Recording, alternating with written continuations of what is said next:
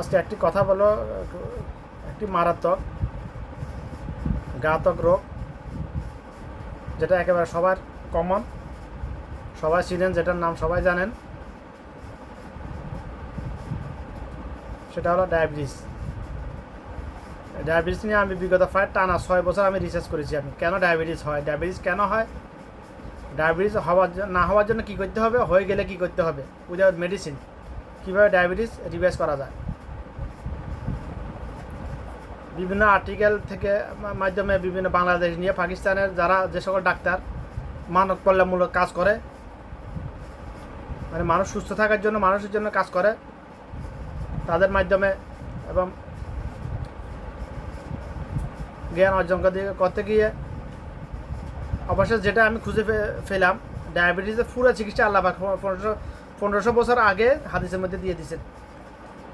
Diabetes না হওয়ার জন্য, হয়ে গেলে তো ডায়াবেটিস হয়ে গেলেও উইদাউট মেডিসিন কীভাবে রিভার্স হবে, সুস্থভাবে যে সুস্থ হয়ে যাবে, ডায়াবেটিস নাই হয়ে যাবে। আর ডায়াবেটিস না হওয়ার জন্য কি করতে হবে, ডায়াবেটিস হয় মূলত আমাদের খাদ্যাভ্যাসের কারণে, ডায়াবেটিস মানে কি, ডায়াবেটিসের অল্টারনেটিভ শব্দ হলো সুগার, ইংরেজি শব্দ হলো সুগার। সুগার মানে কি, চিনি কোথা পাওয়া যায়, যে কোনো মিষ্টি জাতীয় খাবার থেকে, মিষ্টি জাতীয় পানীয় থেকে চিনি কোথা পাওয়া যায়, যে কোনো মিষ্টি জাতীয় খাবার থেকে, সুস্বাদু টেস্টি খাবার থেকে। শুধু মিষ্টি হলে যে চিনি পাওয়া যায় এরকম না, যে কোনো টেস্টি যে কোনো খাবার থেকে, মিষ্টি জাতীয় পানীয় থেকে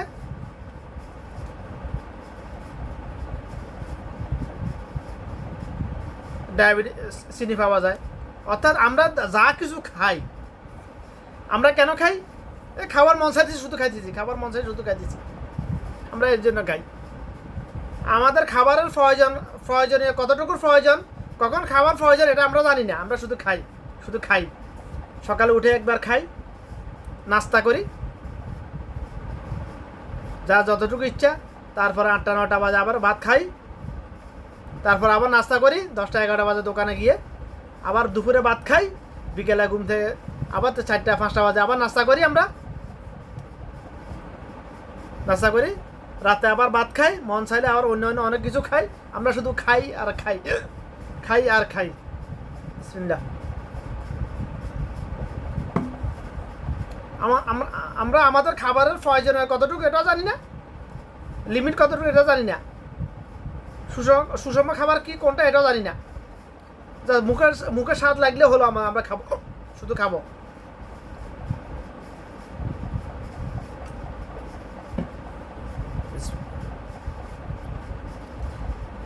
অর্থাৎ আমার টানা 6 বছরে ডায়াবেটিসের উপরে রিসার্চ করার ফলাফল সংক্ষিপ্ত আমি সারাংশ বলতে যাবো।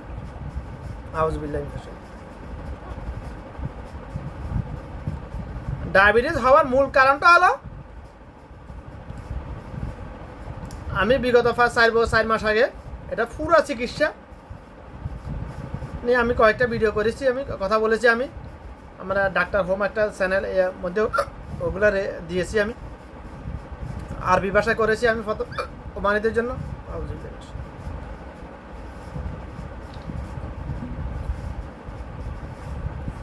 ডায়াবেটিস মানে কি, আমাদের প্রথমে এটা জানতে হবে। ডায়াবেটিস মানে হলো আমার শরীরের প্রয়োজনের অতিরিক্ত জ্বালানি। মনে করে একটা গাড়িতে তেল ঢালার জন্য, পেট্রোল ঢালার জন্য একটা টাঙ্কি আছে, ওখানে তেল বা ডিজেল ভরাট করা যাবে, ঢালা যাবে 500 লিটার। ওই গাড়ি যারা তৈরি করেছে তারা লিখে দিয়েছে 500 লিটার ধারণ ক্ষমতা। এখন আমি ডাললাম 550 লিটার কিংবা 510 লিটার, বাকি 10 লিটার কোথায় যাবে? ডাললাম, জায়গা খালি আছে, ডালি দিলাম। তো এগুলো কি হবে, গাড়িটা যখন চলবে ভাইব্রেশন হবে, ডল খাবে, তেলগুলো আস্তে আস্তে যেখান দিয়ে পারে ওখান দিয়ে নাকে মুখে বের হবে, রাস্তায় পড়বে, আস্তে আস্তে পড়বে, কোনো না কোনো দুর্ঘটনা হয়ে যেতে পারে।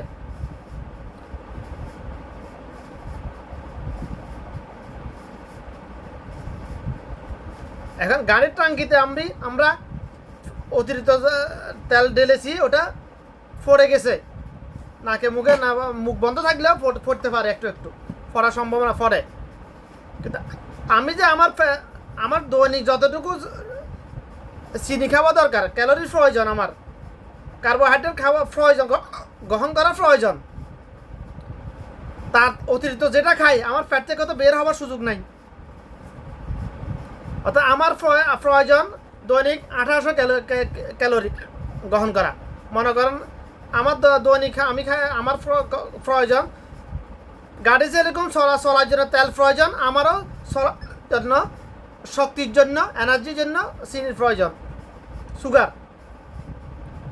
অর্থাৎ আমরা যা কিছু খাই তার থেকে দুইটা জিনিস উৎপন্ন হয়, একটা হলো চিনি, এটা হচ্ছে শরীরের প্রয়োজনীয় জ্বালানি, আর একটা হলো ব্লাড।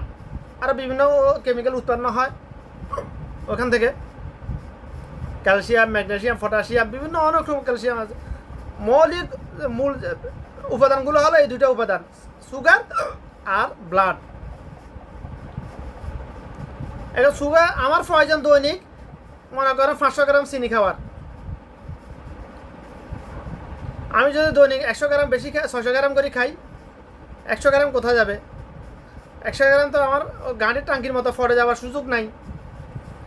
তো বাড়তি 100 গ্রাম সুগারকে আমার ব্রেন কি করবে, এটাকে চর্বিতে কনভার্ট করে পুরুষের ফ্যাটে, নারীদের হিপে, পুরুষের ফ্যাটে চামড়ার তলে এটাকে স্টোর করে। কেন স্টোর করে? কখনো যদি দুর্ভিক্ষ লাগে, যদি আমি অনেকদিন খানা না পাই, যেরকম ফিলিস্তিনে ওরা খাবার না পাওয়ার কারণে অনেক এত বছর টানা 6 মাস 1 বছর কীভাবে বেঁচে আছে, পানি খেয়ে, গাছের লতা পাতা খেয়ে। ওই কারণে ওই যেটা স্টোর ছিল প্রয়োজন অতিরিক্ত জ্বালানি, যেটা চর্বিতে কনভার্ট করেছে ব্রেন দুর্ভিক্ষের জন্য, ওটা কাজে লাগিয়ে ওরা জীবিত ছিল। যারা যে মারা গেছে তো হয় সরে গেছে। তো ব্রেন কি করবে, এটাকে চর্বিতে কনভার্ট করে আমার ফ্যাটে, পুরুষের ফ্যাটের চামড়ার নিচে এটাকে স্টোর করবে, জমা করবে। করতে করতে পৃথিবীতে এমন একজন রোগী, ডায়াবেটিসের রোগী দেখাতে পারবে না যার ফ্যাট বের হয় নাই। এরকম যার ফ্যাট বের হয় না কিন্তু ডায়াবেটিস হয়ে গেছে, এরকম একটাও মানুষ দেখাতে পারবে না পৃথিবীতে। কারণ ডায়াবেটিস হওয়ার মূল কারণটা হলো প্রয়োজন অতিরিক্ত জ্বালানি শরীরে ঢুকানো, ওই যে তেল, সুগার, চিনি, যে কোনো খাবার আর কি, খাবার হজম হলে চিনি উৎপন্ন হয়।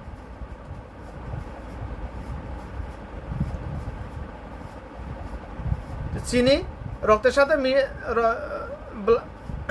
ব্লাডের মধ্যে ঢুকানোর জন্য, আমার রক্তনালীর জন্য ঢুকানোর জন্য আরেকটা হরমোন কাজ করে, ওটাকে বলা হয় ইনসুলিন।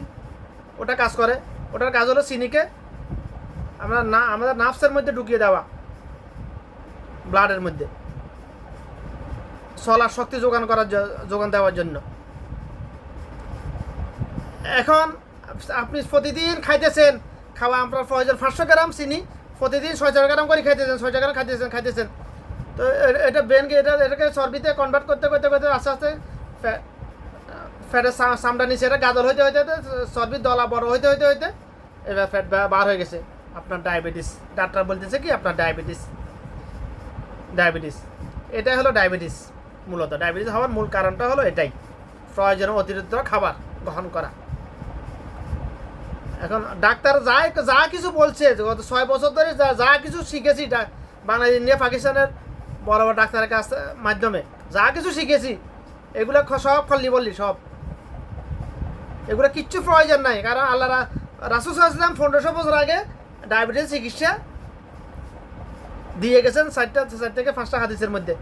একটা হাদিস, যখন ক্ষুধা লাগবে খাবে, ক্ষুধা একটু বাকি থাকতে খাবার বন্ধ করে দিবে। অন্য হাদিসে আল্লাহ রাসূল সাল্লাল্লাহু আলাইহি ওয়াসাল্লাম, তোমরা যখন খেতে বসবে তখন তোমার পেটকে, পাকস্থলীকে 3টি ভাগে ভাগ করবে। এক ভাগ পানি ঢুকিয়ে দিবে প্রথমে, এক ভাগ খাবার গ্রহণ করবে, এক ভাগ খালি রাখবে। অপর হাদিসে আল্লাহ রাসূল সাল্লাল্লাহু আলাইহি ওয়াসাল্লাম বলছেন, তোমরা খাবার খাওয়ার সময় বসে খাবার খাবে, মাটিতে বসে, আমি যেভাবে বসে এভাবে বসে খাবার খাবে। আমরা কি এগুলো কোনটা মানি? আমরা তো ডাইনিং টেবিলে না বসে আমাদের এখন ফ্যাশন হয় না, ফ্যাশন ডাইনিং টেবিলে খাবার না দিলে মেহমানদারি হয় না আমাদের। এই একটা ফ্যাশন, ডাইনিং টেবিলে খেতে হবে, বসে খেতে হবে মেহমান আসলে। ফাটি বিছা মাটিতে, বটি বিছা মাটিতে কীভাবে খাবার দিই আমরা?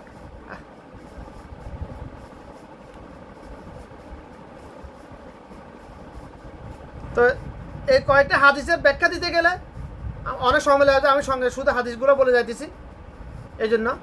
অন্য হাদিসটা আমাদের আয়েশা সিদ্দিক রাদিয়াল্লাহু বলে বর্ণনা করেছেন। আল্লাহ রাসূল সাল্লাল্লাহু আলাইহি ওয়াসাল্লাম আমাদের আয়েশা সিদ্দিক রাদিয়াল্লাহু সাথে দুইবার দৌড় প্রতিযোগিতা করেছেন।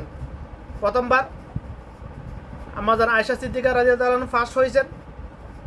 পরের বার কিংবা কয়েক বছর পরে রাসূল সাল্লাল্লাহু আলাইহি ওয়াসাল্লাম ফার্স্ট হয়েছেন এই দৌড় প্রতিযোগিতা। আসছে ডাক্তাররা কি বলে, ডায়াবেটিস হয়ে গেলে তারা কি বলে, তোমরা হাঁটো, দৌড়ার উপরে থাকো, শুধু দৌড়ের উপরে থাকো, শুধু দৌড়ানি বন্ধ করলে মারা যাবে, তুমি তোমার ডায়াবেটিস বাড়ি যাবে, ডাক্তাররা বলতেছে এটা। আর আল্লাহ রাসূল সাল্লাল্লাহু আলাইহি ওয়াসাল্লাম 1500 বছর আগে বলে গেছেন তোমরা দৌড়াও নিয়মিত, প্রতিদিন নির্দিষ্ট সময় দৌড়াও, যে যতটুকু পারো দৌড়াও। ওটা উনি দৌড়াইছেন ওটা না, ওটা উম্মত মুহাম্মাদের জন্য এটা মেসেজ। এটা তোমরা দৌড়াও, প্রতিদিন সুস্থ থাকার জন্য নিয়মিত দৌড়াও, নির্দিষ্ট পরিমাণ 15 মিনিট, 20 মিনিট, আধা ঘন্টা, 1 ঘন্টা, যে যতটুকু পারো দৌড়াও। তো দৌড়ানোর সাইন্টিফিক ব্যাখ্যা দিতে গেলে আমার অনেক সময় লেগে যাবে, এই জন্য ওইদিকে গেলাম আজকে।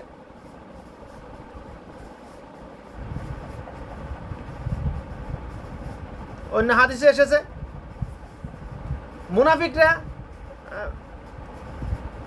এবং কাফেররা জিজ্ঞাসা করে আপনার সাহাবীদের এত রোগবালাই কেন কম হয়? তখন আল্লাহ রাসূল সাল্লাল্লাহু আলাইহি ওয়াসাল্লাম বলছেন আমার সাহাবীরা ক্ষুধা লাগলে খায়, ক্ষুধা থাকতে তারা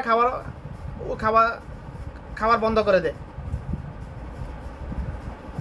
এই হাদিসের ব্যাখ্যা কি? ওই যে ডাক্তাররা যেটা বলে, ওই যে ডায়াবেটিস হওয়ার মূল কারণটা কি? প্রয়োজন অতিরিক্ত খাবার। আমরা যদি প্রয়োজন অতিরিক্ত খাবার না খাই তাহলে আমাদের আর ডায়াবেটিস হবেই না। আল্লাহ রাসূল সাল্লাল্লাহু আলাইহি ওয়াসাল্লামের যত সুন্নাহ আছে প্রত্যেকটা সুন্নাহ হলো রোগ মুক্তির জন্য না, শুধু রোগ বালা থেকে বেঁচে থাকার জন্য, দুর্যোগ পূর্ব প্রস্তুতি নেয়, প্রতিরোধক।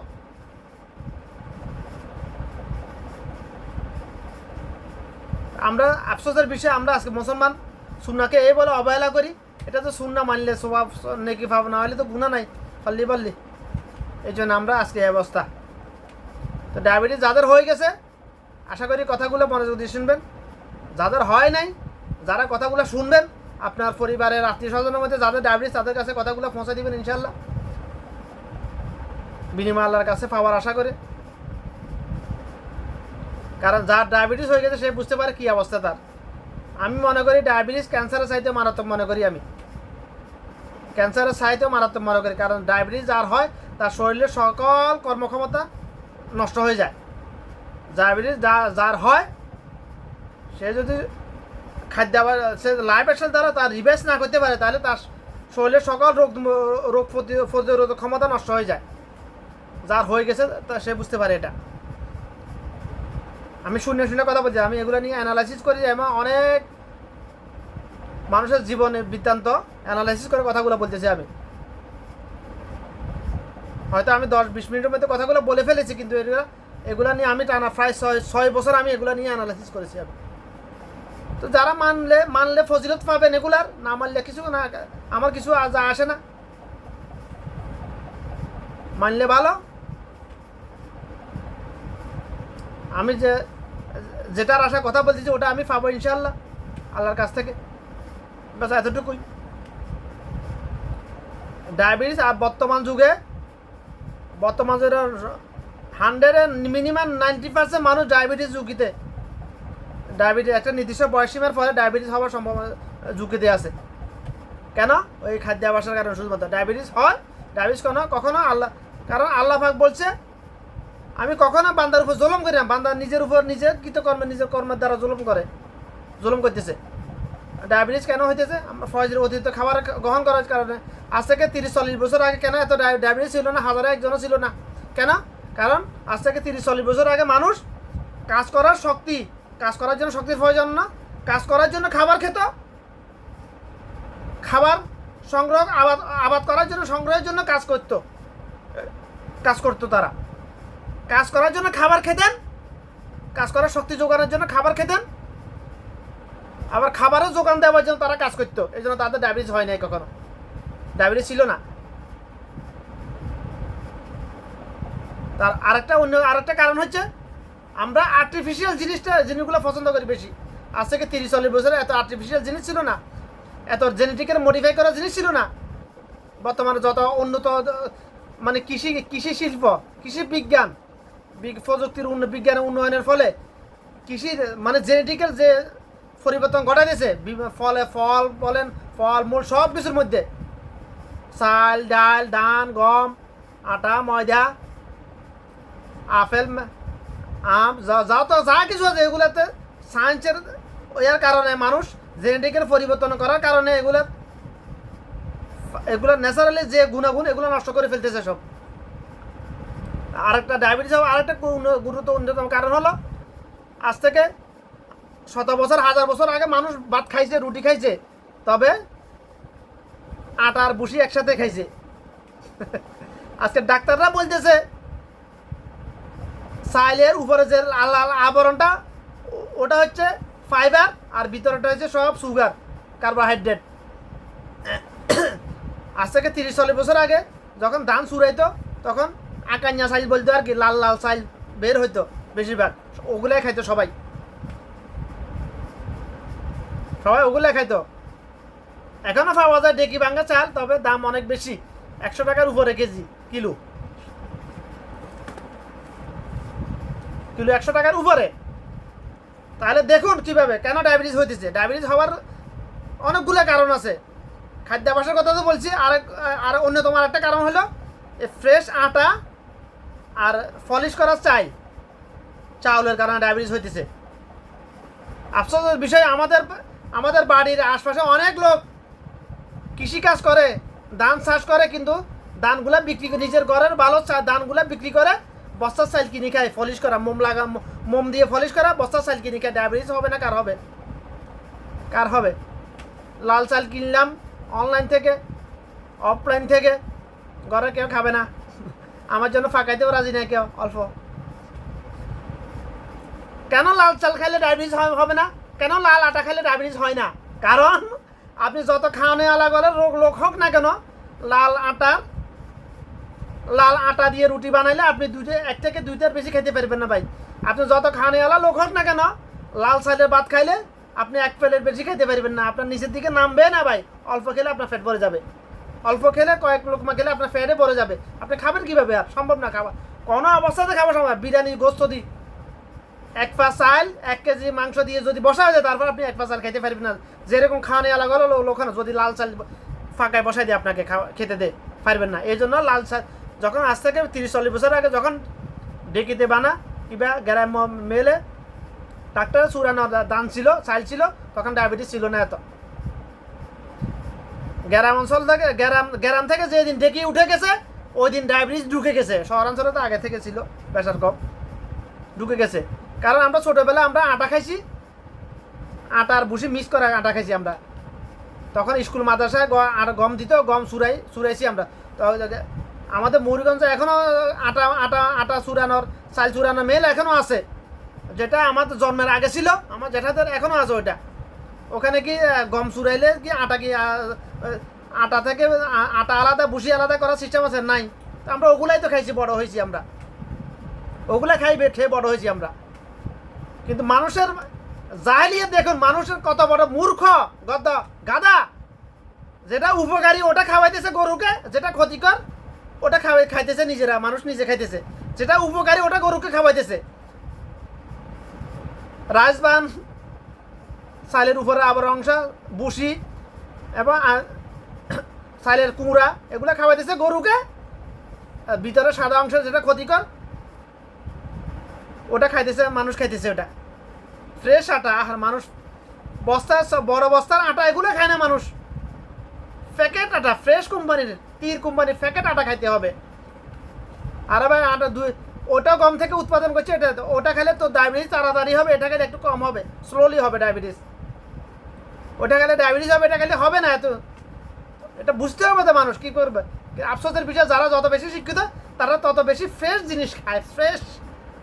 এই জন্য ডায়াবেটিসও হয় তাদের তত বেশি, যে যত বেশি শিক্ষিত তাদের বেশি বেশি ডায়াবেটিস হয়, যে যত বেশি ফসিয়ালা তাদের তত বেশি ডায়াবেটিস হয়। কারণ খাইছে জোয়ানকালে যা খাইছে তা খাইছে, আমার বাপের পয়সা আছে, অসুবিধা কি? অসুবিধা কি? খাইছে যা খাইছে খাইছে তা খাইছে, সারাদিন খুশু খাবার উপর ছিল, তো ডায়াবেটিস তোর হবে না আমার হবে নাকি ভাই? আমি তো 2 টাকা পাই না এক সময় পকেট খরচ, আমার কেন হবে? ইনশাল্লাহ আমার হবে না।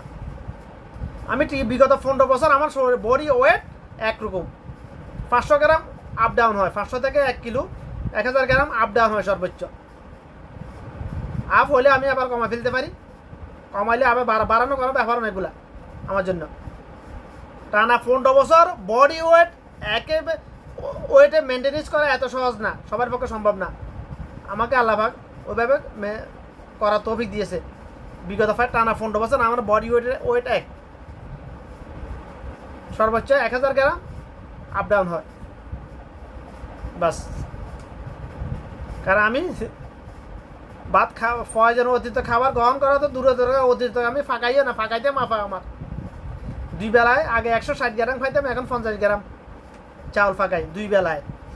রাত্রে আর দুপুরে 150 গ্রাম, 50 থেকে 60 গ্রাম আমি চাউল ফাঁকাই একজন মানুষ। আর বাংলাদেশের মানুষ এক বেলায় খায় 200 গ্রাম মিনিমাম, এক বেলায় খায় মিনিমাম 200 থেকে 250 গ্রাম বাংলাদেশের মানুষ। তো আশা করি কথাগুলো বুঝার চেষ্টা করবেন। খান, বলে আমি কি হারাম খাইছি না হালাল না খাইতেছি, তোর বাপের খাইতেছি না, খান, অসীমে আপনি আপনার বাপের খান, আপনি আপনার খান। রিজিক নিয়ে অ্যানালাইসিস, রিজিক নিয়ে যে কথাগুলো আল্লাহ পাক বলেছেন কোরআনে এবং হাদিসে, ওটা নিয়ে অ্যানালাইসিস করে যেটা বুঝতে পারলাম ডায়াবেটিস সাথে মিলে গেছে। এটা ডায়াবেটিস সাথে মিলে, যাদের ডায়াবেটিস হয়, ডায়াবেটিস হওয়ার যে কারণগুলো আছে, এবং রিজিক নিয়ে যে কথা, যে মানুষের রিজিক ফিক্সড, রিজিক নিয়ে যে কোরআন আয়াতগুলো আছে, হাদিসগুলো আছে, এগুলো নিয়ে মোশাক্কেল করে দেখলাম যেন এটা অনেক লম্বা ঘটনা, বলতে গেলে অনেক সময় লাগবে, ওইদিকে গেলাম না আমি। আমার রিজিক যদি ফিক্সড হয় তাহলে আমার জন্য আমি যেটা খেয়েছি ওটাই আমার রিজিক, যেটা খেয়েছি ওটাই আমার রিজিক। তাহলে আমি যদি কম খাই, আমি দুনিয়াতে বেশি দিন সুস্থভাবে বেঁচে থাকতে পারবো ইনশাল্লাহ। যদি আমি প্রয়োজন অতিরিক্ত খাই তাহলে আমার হায়াতটা কম পাবো, আমার হায়াতটা কম পাবো। মানুষের হায়াতও ফিক্সড, রিজিকও ফিক্সড, তবে হায়াত বাড়েও কমেও। খাদ্যাভ্যাসের মাধ্যমে বাড়ে কমে, ইবাদত আমলের মাধ্যমে বাড়ে কমে, এই 2টা উপায় আছে হায়াত বাড়ানোর কমানোর। রিজিক ফিক্সড, আমার রিজিকে যা লেখা আছে তার একটি দানা খাওয়ার আগে আমার রুহ আল্লাহ পাক আমার দেহ থেকে বের করবে না। আল্লাহ পাকের হুকুম ছাড়া তো রুহ দেহ থেকে বের করার ক্ষমতা নেই কারো, আজরাইলেরও ক্ষমতা নেই।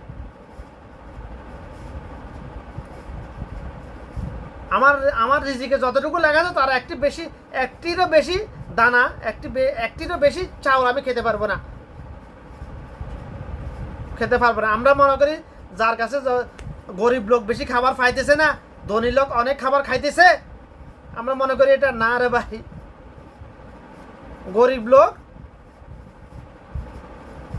গরিব লোক সুস্থভাবে অনেকদিন বেঁচে থাকতে পারে, বেঁচে থাকে, আর ধনী লোক অসুস্থভাবে নির্দিষ্ট সময়কাল বেঁচে থাকে, লম্বা হায়াত পায় না বেশিরভাগ। মারা তো সবাই যায়, গরিব লোক মারা গেলে বলে ভাই হায়াত শেষ হয়ে গেছে মারা গেছে, আর ধনী লোক মারা গেলে বলে হৃদরোগের ক্রিয়া বন্ধ হয়ে মারা গেছে। আরে হারাম জাদা জাহেলে দল, হৃদযন্ত্রের ক্রিয়া বন্ধ হয়, হৃদযন্ত্র মানে কি হার্ট মারা গেলে তো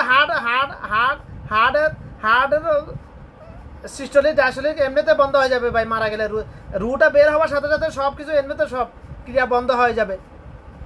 হৃদযন্ত্রের ক্রিয়া বন্ধ হয়ে মরবে না, কে মরবে? কিভাবে মরে মানুষ? ডাক্তাররা বলে হৃদযন্ত্রের ক্রিয়া বন্ধ হয়ে মারা গেছে। এটা ধনী লোকের ক্ষেত্রে।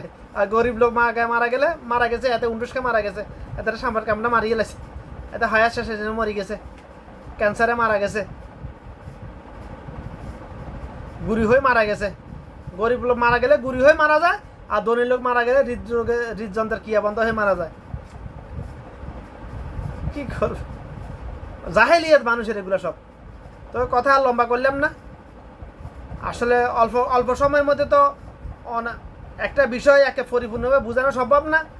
আর যেহেতু আপনাদের এত ধৈর্য নাই শোনা, কারণ মানুষ টিকটক বানায়, মানুষ দুনিয়া বিষয় বিষয় দুনিয়ার হায়াতও সংক্ষিপ্ত, দুনিয়া বিষয়ে কথা বলা যায় সংক্ষেপে।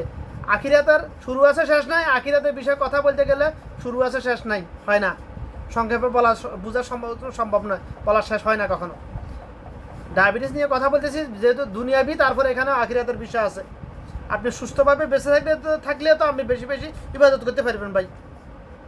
হ্যাঁ, আপনি সুস্থভাবে বেঁচে থাকলে তো আপনি বেশি বেশি ইবাদত করতে পারবেন। আপনি যদি অসুস্থ হন, আমরা কোথাও নিলেও ব্যস্ত থাকবেন আপনি। তো কথা লম্বা করলাম না, আশা করি কথাগুলো বোঝার চেষ্টা করবেন, নিজে মানবেন, অন্যকে মানার জন্য উদ্বুদ্ধ করবেন ইনশাল্লাহ। এখানে যেহেতু কারো গায়ে চুলকানি শুরু হওয়ার মতো কোনো কথা নেই, জন্য এটা পার্সোনালি শেয়ার করতে পারবেন ইনশাল্লাহ কথাগুলো।